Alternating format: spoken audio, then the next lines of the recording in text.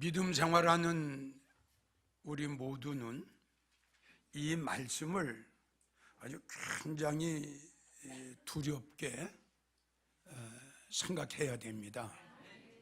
예수님께서 말씀하시기를 내가 이 땅에 다시 갈 때에, 이 뜻이 되겠죠. 오늘 본문의 말씀은 인자가 올 때에 이 세상에서 믿음을 보겠느냐. 자, 우리 한국 교회만 해도 성도들이 한 860만 명 된다고 해요. 그럼 전 세계적으로 기독교인들이 지금 이제 수억이 되는데, 예수님이 이 말씀하실 적에는 굉장히 심각하게 말씀하신 거예요. 자, 우리가 사사기를 보면 기도원의 성도가 32,000명이 나오죠. 32,000명 중에 믿음의 사람은 몇 명이었어요? 300명밖에 없었어요.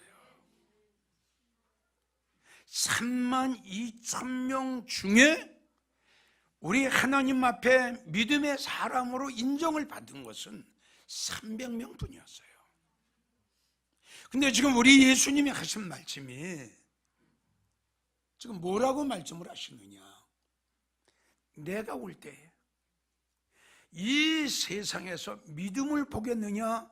이렇게 말씀을 하셨단 말이에요. 그러니까 이 말씀의 그 속의 뜻과 의미는 뭐냐 그러면, 주님이 오실 때에는 주님이 찾으시는 믿음의 사람들을 만나보기가 힘들다는 결론이에요.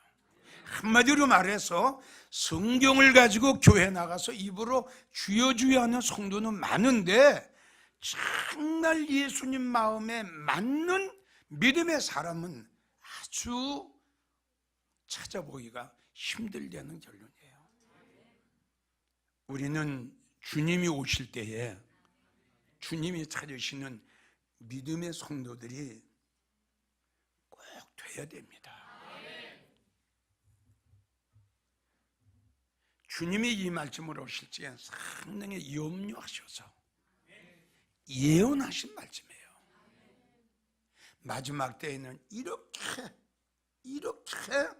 믿음의 사람을 찾아볼 수가 없게 되는 날이 올 것이라고. 그 시대가 지금 왔잖아요. 예수님의 예언하신 말씀이 지금 이루어졌잖아요. 왔어요.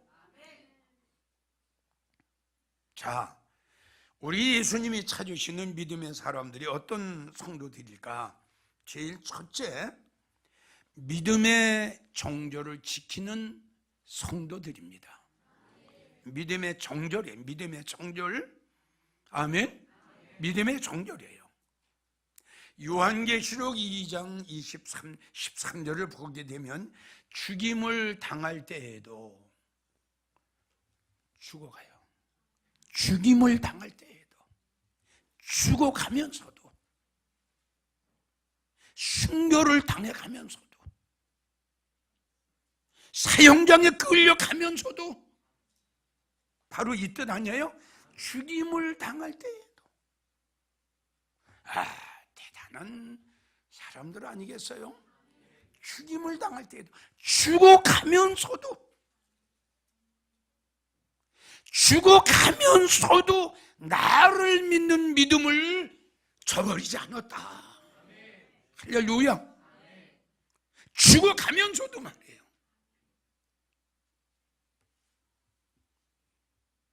자, 우리가 잘 아는 다니엘.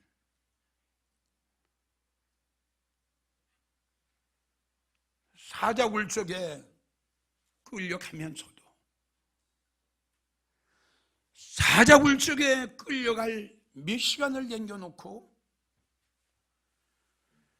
여호와 하나님이 계신 예루살렘을 향해서 무릎을 꿇고 감사 찬양하고 감사기도 하는 거 보세요. 다니엘은 사자굴 속에 끌려 들어가요. 끌려 들어가면서까지 믿음의 정절을 지킵니다. 이것이 믿음이에요. 이것이 믿음의 사람이에요. 여러분들 어떻게 생각합니까? 자, 우리 한번 요한계시록 2장 13절 말씀과 우리가 지금 믿음 생활하는 것과 비교 한번 해봅시다. 응? 이래서 주일 봄하고 저래서 주일 봄하고 바빠서요, 피곤해서요, 뭐 어째서요. 여러분 보십시오. 주님이 하신 말씀을 보십시오. 내가 올 때에, 내가 이 세상에 올 때에 정말 내 마음에 맞는 믿음의 사람을 내가 볼 수 있느냐? 죽임을 당하면서도 나를 믿는 믿음을 저버리지 아니했다.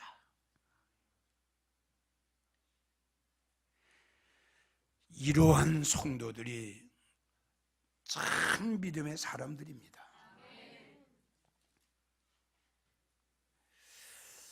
요한계시록 14장 11절에서 12절을 보면 우상에게 경배하고 그 표를 받는 자는 누구든지 쉼을 얻지 못하리라.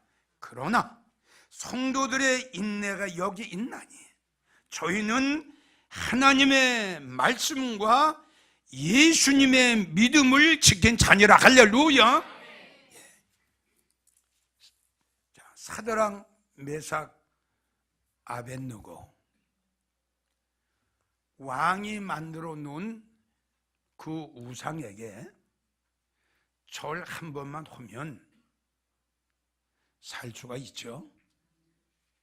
왜 많은 거 하나 거절하지 못하고 세상과 짝이 되고 세상에 오염이 되고 다 타락에 연속을 해가는 이 시대에 사드락, 메삭, 아벳느고와 같은 그러한 믿음의 성도들이 나와야 됩니다. 왕이 만들어 놓은 우상에게 절 한 번 하면 됩니다. 그런데 그 세 친구는 믿음의 정교를 지키기 위해서 7배나 뜨거운 풀무불 속에 들어가는 거 보세요. 자, 지금 아마 우리 한국교회 성도들, 또 나도 그렇고요, 그러한 7배나 뜨거운 풀무불 속에 앞에다 딱 데리고 가서 너 예수 믿을 거냐, 예수 안 믿을 거냐, 칼을 내 목에다 대고 너 예수 믿을 거냐, 안 믿을 거냐, 눈을 딱 감고 수갑을 채우고 뒤로 하고 총을 창 겨누면서 너 예수 믿으면 죽고 예수 부인하면 살려줄게 이랬을 때에 과연 그 마지막 순간까지 2장 13절의 말씀과 같이 죽임을 당하면서도 나를 믿는 믿음을 저버리지 않았다. 내가 사자굴 속에 끌려 따라가면서 빠진 믿음의 정교를 지킬 수 있을까? 7배나 뜨거운 풀무불 속에 들어가면서도 믿음의 정교를 지킬 수가 있을까? 이 설교를 듣는 전국의 성도 여러분, 그리고 이 자리에 있는 여러분들도 이러한 환경이 우리에게 온다면 어떻게 될지 모르겠죠. 그런데 이러한 환경이 아니면서도 믿음의 정교를 저버리는 성도들이 지금 얼마나 많습니까? 예? 믿음 생활하는 주의 종으로서, 믿음 생활하는 성도로서 가지 말아야 할 것을 가고 먹지 말아야 할 것을 먹고 하지 말아야 할 일을 하는 자들이 얼마나 많습니까? 지금 이런 거 하나 끊지 못하고요, 이런 거 하나 거절하지 못하고요, 이런 거 하나 뿌리치지 못하고요, 어떻게 믿음의 정교를 지킨답니까? 믿음 생활하는 우리 모두는 뭔가 세상 사람과는 달라져야 되지 않겠나? 우리는 절제 생활을 해야 되고, 우리는 경건의 생활을 해야 되고, 그런데 믿음 생활하는 성도들이 세상 사람과 같이 똑같은 생활을 한다면 우리가 무슨 성직자고 우리가 무슨 성도라고 할 수 있나요? 하나님이 찾으시는 것은 이렇게 믿음의 정도를 지키는 자예요. 다니엘처럼, 사드락 메삭 아벳느고처럼. 그리고 열왕기 상을 보면 엘리야 시대 때 모든 사람들이 다 바알에게 다 무릎을 꿇었어요. 다 꿇었어요. 그때 안 꿇은 사람이 엘리야하고 7,000명이에요. 아멘. 성경을 보게 되면 바알에게 무릎을 꿇지 아니하는 7,000명. 그들은 바알에게도 무릎을 꿇지 아니하고 그들에게 입도 맞히지 않았다. 이 뜻이 무슨 뜻인지 아세요? 참 믿음의 정교를 지켰어요. 이 설교를 전국에도 들으시는 성도들과 이 자리에 모인 여러분들이 이 시대에 하나님께서 믿음의 사람으로 남겨놓으신 7,000명이 되기를 축원합니다. 믿음의 사람 7,000명, 세상과 싸워 이기고, 명예와 싸워 이기고, 죄악과 싸워 이기고, 돈하고 싸워 이기고, 나와의 싸움에서 이긴 사람들, 7,000명의 믿음의 사람들. 이러한 성도들을 우리 예수님이 지금 찾고 계시는 거예요. 우리는 합격자가 돼야 돼요. 누차 이야기를 했지만 이 믿음은 생명보다 귀한 거예요. 돈 주고 믿음 삽니까? 얼마 주고 믿음을 삽니까? 우리가 주님을 믿고 우리가 하나님을 의지하고 살아가는 것도 하나님이 우리에게 축복하신 거예요. 참 기독교의 종교만 생명의 종교 아니에요? 이 생명의 진리의 이 종교, 주님을 믿게 한다는 이 자체가 엄청난 복입니다. 이걸 우리는 알아야 돼요. 우리가 그냥 믿음 생활한 거 아니에요. 그렇지 않아요. 다 주님이 다 계획 속에, 우리가 얼마나 복받은 성도들. 그런데 믿음 생활하는 성도들이 교회 나가고 믿음 생활하는 걸 이걸 축복인 줄 몰라요. 그 돈이나 많이 벌고 사업이나 잘 돼야 이게 축복받은 걸로 아는데 그게 아닙니다, 여러분. 믿음 생활 잘하는 것이 축복 중에 축복이에요. 이걸 우리가 알아야 돼요. 어떠한 일이 있어도 우리는 믿음의 정조를 지키는데, 자, 지금 수백 번 여러분들에게 말씀을 드렸어요. 제일 첫째 믿음의 정조를 지키려면 우상하고 함께하면 안 돼요. 제일 첫 번째예요. 그러니까 십계명도 제일 첫 번째 그게 나옵니다. 나 외에 다른 신을 섬기지 마라. 나 외에 다른 교회에 절하지 말라. 제일 첫 번째죠. 그러니까 믿음의 정규를 지켰는데 제일 첫 번째가 우상하고 멀리해야 돼요. 그런데 수백 번 여러분들에게 말씀을 드렸어요. 우리 하나님께서는 우상과 멀리해라. 도무지 만나지도 마라. 고린도후서 6장 16절, 나하고 우상하고는 하나가 될 수가 없다. 멀리해라. 피해라. 그랬는데 오늘날 일부 무지한 목사들, 아주 무지한 목사들, 성도들을 죽이는 목사들, 성도를 격길로 끌고 가는 목사들, 미혹하는 목사들, 바람 잡는 목사들, 우상을 섬기는 자들을 하나님의 단에 딱 세우고, 또 일부 무지한 목사는 성도들 데리고 절에 가서 부처에게 절을 하게 하고, 어느 목사는 성도들 데리고 절에 가서 예배를 드리고, 이건 있을 수가 없어요. 어떻게 하나님을 섬기고 예수님을 섬기는 자들이, 여러분 어떻게 우상하고 함께 합니까? 우리 사람도 이렇게 봐가면서 사귀지 않아요? 맞죠? 아니 아무나 사깁니까? 아니잖아요. 내가 저 사람을 사귀어야 될지, 내가 저 사람을 만나야 될지, 이걸 우리가 가려가면서도 사람을 만나는 거 아니에요? 아니 그런데 여러분, 하나님 예수님 분명히 말씀했어요. 나는 우상하고 하나가 될 수가 없다고 그랬단 말이에요. 그런데 지금 하나가 되자는 거 아닙니까?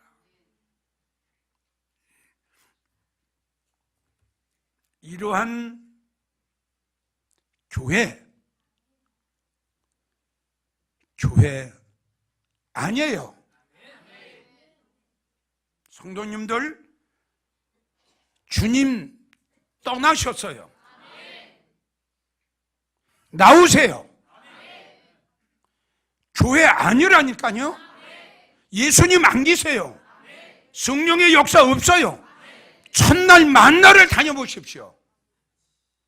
내가 그전에 자세히 설명했잖아요. 우상을 섬기는 자들은 하나님을 배반한 자다. 우상을 섬기는 자는 하나님을 배도한 자다.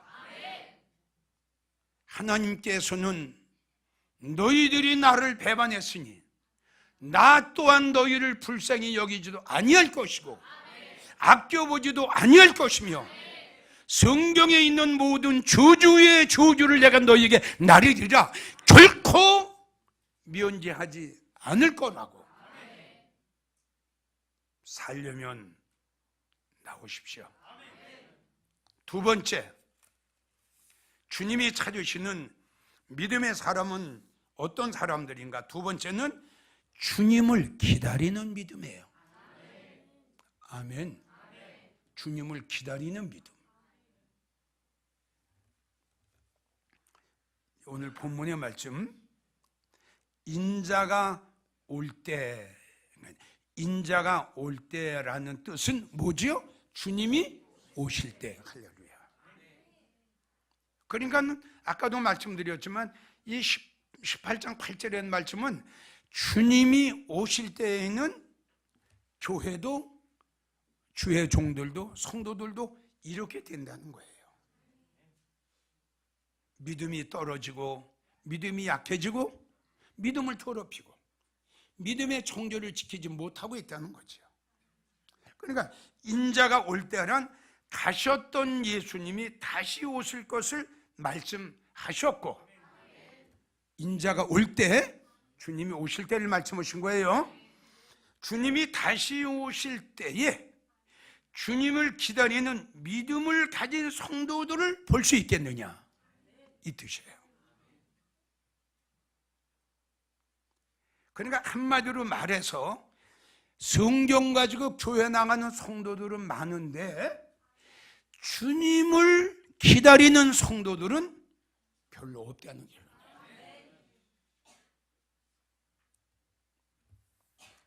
지금 한국교회 목사님들 중에 재림의 설교를 하는 목사가 얼마나 될까요?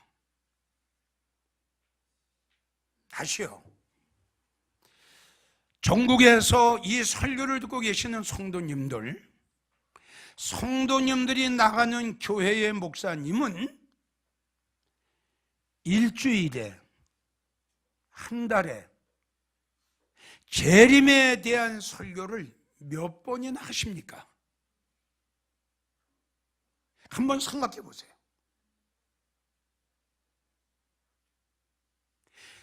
왜 목사님이 재림에 대한 설교를 안 하시죠? 그것은 답은 딱 하나입니다.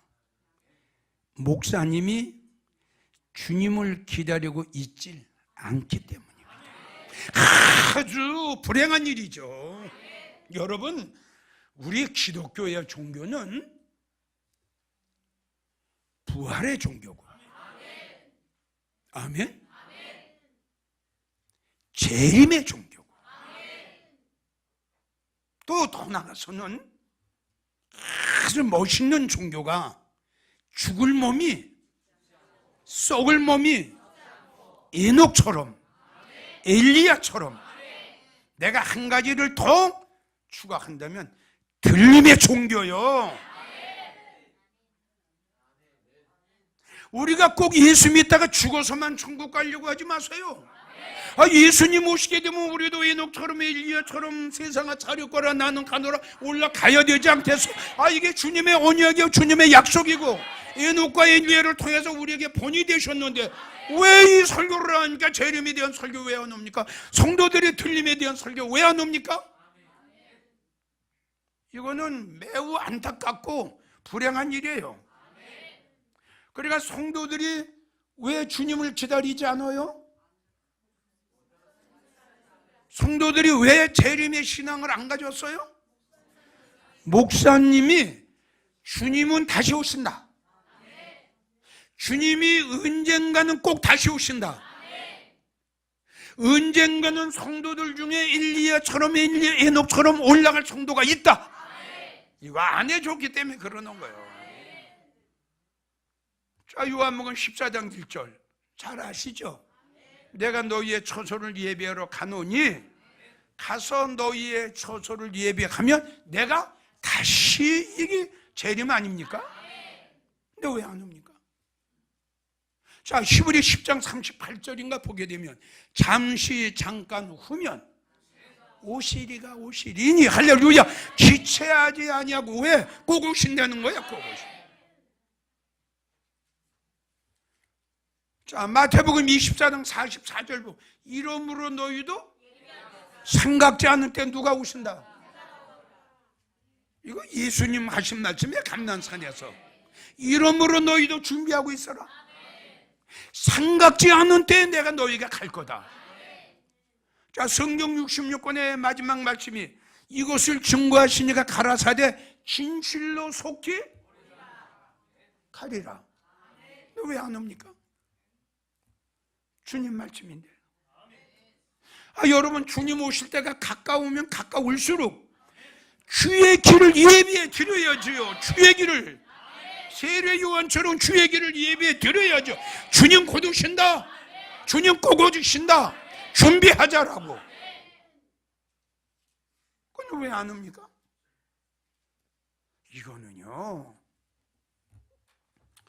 참 불행한 일이에요. 내가 생각을 지게는 불행한 일이에요. 그리고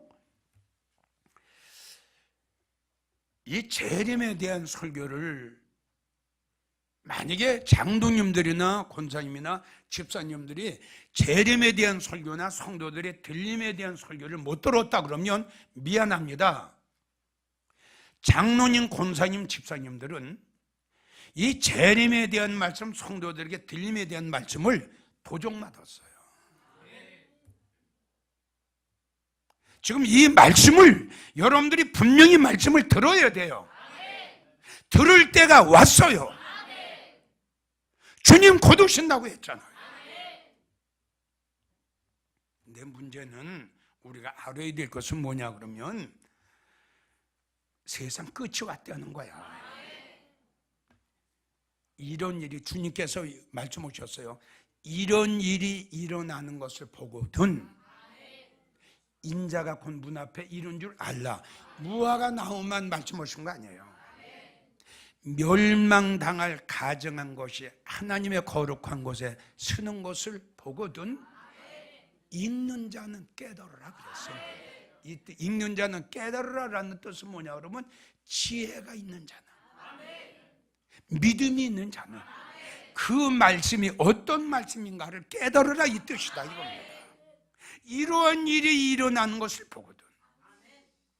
자, 여러분들에게 말씀드린 대로 자, 이제 우리 예수님의 감난산에서 마지막 예언이 이루어졌죠. 자, 무화과 나무의 비유가 이루어졌어요.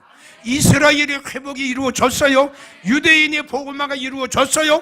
예수님을 하나님의 아들이 아니라고 십자가에 못 박았던 그들이 이제 2000년에 오셨던 그 예수님은 하나님의 아들이다, 메시아다, 구세주다. 그래서 그들이 목사가 됐잖아요. 좀 그 예언이 이루어졌잖아요. 뭘 더 이상 봅니까? 뭘 봅니까? 마지막 예언이 이루어졌는데. 이런 설교를 듣는 여러분들도 복이고요. 이런 설교를 하는 목사도 복입니다. 내가 생각할 땐 이런 재림에 대한 설교도 주님이 주셔야 할 것 같아요.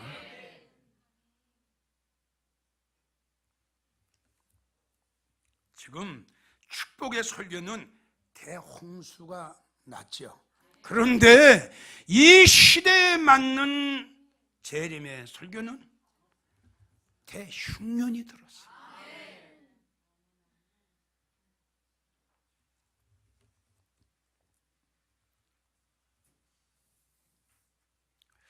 마태복음 24장 45절에서 46절까지 보면 충성되고 지혜 있는 종이 되어 그 집 사람을 맡아 때를 따라 양식을 나눠줄 자가 누구냐? 주인이 올 때에 이렇게 하는 목사님은 할렐루야. 목사님들 예수님 오실 때에 목회 참 잘했다고, 예수님 오실 때에 칭찬받고 예수님 앞에 복 있는 종이라고 칭찬받는 주의 종이 되기 위해서는 이 시대에 맞는 설교를 하세요. 지금 내 말 아니잖아요? 자, 충성되고 지혜 있는 종이 돼서 그 성도들에게 때를 따라 그 시대에 맞는 설교를 해줄 자가 누구냐? 이렇게 하는 목사님은 주인이 누구예요? 그렇죠. 예수님 오실 때에 복이 있는 종이 될 거다. 그러니까 그 시대에 맞는 설교를 하셔야 돼요. 지금 말씀드린 대로 주님 오실 때가 다 됐어요. 주님 꼭, 그리고 곧 오세요. 지금 왜 주님 곧 오시냐고 지금 말씀드렸잖아요. 예수님이 이러한 일들이 일어나는 것을 보고도 할렐루야, 너희 주가 곧 문 앞에 이른 줄 알라? 이 지혜가 있는 자는 깨달을지언정. 다 이루어졌잖아요. 이러한 징조가 일어나는 것을 보면서도 정신 차리지 못한다면, 이러한 일들이 징조들이 일어나는 걸 보면서도 재림에 대한 설교를 안 하고 주님을 기다리지 않는 성도라면 그건 주님을 믿는 성도라고 볼 수가 없지요. 주님을 믿으면 예수님이 하신 말씀도 믿어야지요. 목사님들은 재림에 대한 설교 꼭 하시고, 성도들은 행여 목사님이 재림에 대한 설교를 안 해주시더라도 여러분들은 주님을 기다리면서 믿음 생활하세요. 그래서 고린도전서 1장 7절 예수 그리스도의 나타나심을 기다려라. 할렐루야. 이사야 8장 17절 나는 여호와를 기다리며 그를 바라보리라. 아멘. 누가복음 12장 36절 주인이 와서 문을 두드리면 곧 열어주려고 기다리는 사람과 같이 가라. 오늘 이 설교를 전국에서 들으시는 성도 여러분, 또 이 자리에 참석한 여러분들도 우리 예수님이 오실 때 찾으시는 믿음의 정조를 지키십시오. 어떠한 환경 속에서도, 어떠한 핍박 속에서도, 어떠한 비방 속에서도, 어떠한 어려움 속에서도, 어떠한 가난 속에서도, 어떠한 극한 환난 속에서도 이 믿음의 정조만큼은 꼭 지키세요. 큰 축복이 될 겁니다. 그리고 두 번째는 주님을 기다리면서 다시 오실 그 주님을 사모하면서 믿음 생활 하시는 여러분들이 되시기를 주님의 이름으로 축원합니다.